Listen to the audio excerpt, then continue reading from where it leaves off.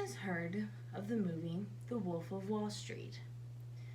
You know, the movie with Seth Rogen and Leonardo DiCaprio.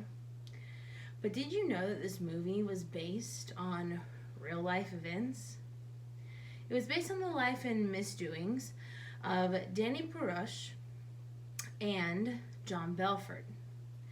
Danny was born in Lawrence, New York, to a Jewish family on February 15th, 1957. His father was a doctor and expected great things from Danny. He did attend a private school where he graduated with his high school degree. But when it came to college, he didn't do so well. He went to two colleges. One was the Dickinson College, and the second was Boston University, which neither one he graduated from. After leaving school, he began jumping from job to job and starting several small businesses. In the early 1980s, John and his friend John Belfort started their own company, Stratton Oakmont, which was a brokerage house.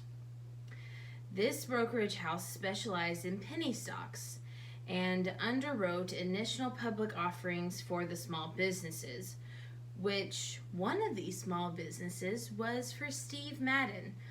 Yes, as in Steve Madden's shoes. They were childhood best friends. With their new business, Danny and John decided that they wanted to try to make a little extra money.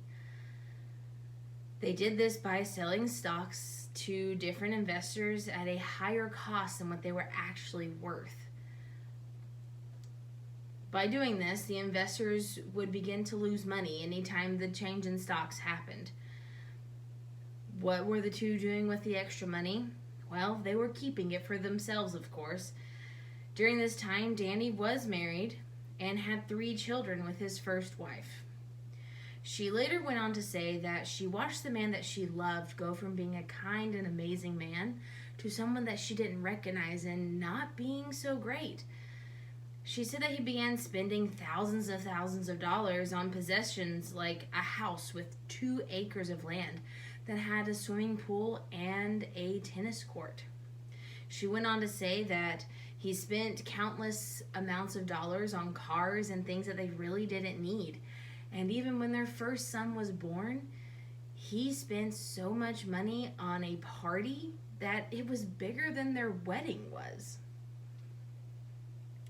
He gave her a car that she didn't necessarily need, and she told him that she was perfectly happy with just driving the minivan that she had been driving for years. Unfortunately, the misdoings caught up to the partners. They were then arrested, and they were arrested for perjury, money laundering, and international securities fraud. The U.S. Securities and Exchange Commission provided insight on what type of fraud this exactly was that they had committed. This type of fraud was called pump and dump. This is a scheme that involves touting the company's stock through false and misleading statements. They both pleaded innocent, and by doing this, they faced up to 20 years in jail and thousands upon thousands of dollars in fees. A year after they both pleaded innocent, they decided that it was a better idea to plead guilty.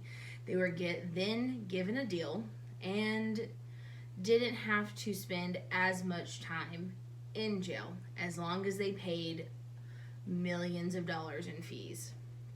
Danny himself spent 4 years in prison. Even though what they did was wrong and illegal, you must admire the business mind that both of them had. They were able to convince so many different investors of small businesses that their stock was worth so much more than they actually were. After finishing his time in prison, Danny moved to Boca Raton, Florida. In 2004, after he moved to Florida, he became involved in a medical company. This medical company is said to have specialized in medical supplies and medical equipment. However, they seem to have been under many different names.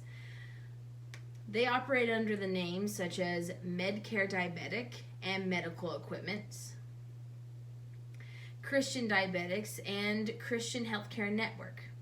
In 2015, the FBI raided the offices of the medical suppliers. They did this under the suspicion of further fraud. Though there wasn't much more information on this particular case, it did seem that Danny may not have fully learned his lesson the first time around. You cannot deny that he lived a very full and interesting life. He did remarry to a second wife and they had a child. He still has millions of dollars and has a very strong and business mind despite the fact that he never had a college degree.